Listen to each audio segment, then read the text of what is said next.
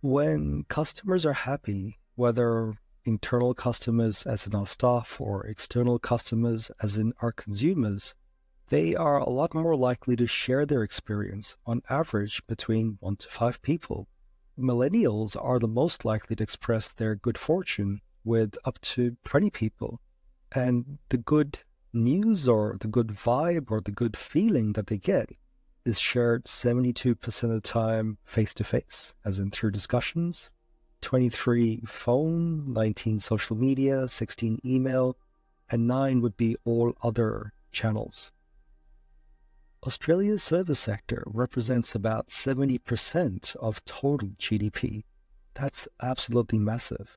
You'll find that in developing countries, the service sector is not as big.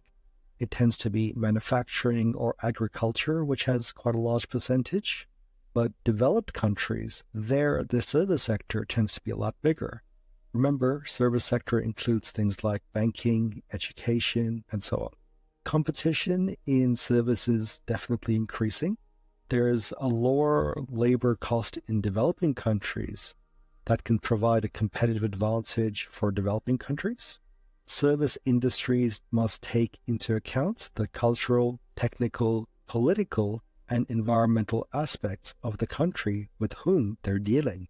And this is where if your service department, for example, call center or back-end service team is outsourced in a foreign country, it can cause quite a bit of friction, both for your consumers, your end user, or even for your internal staff who have to potentially deal with different time zones and different cultural understandings, as well as language barriers.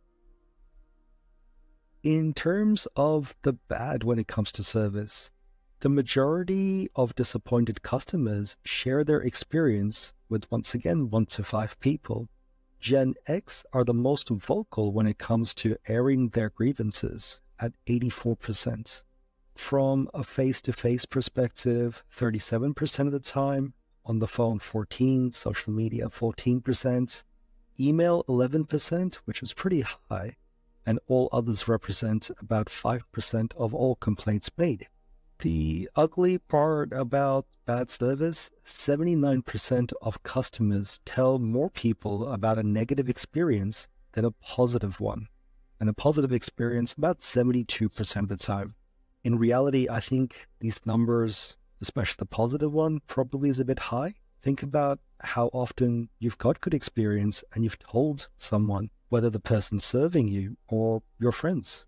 And once again, positive and negative experiences are shared most often face to face, as well as telephone.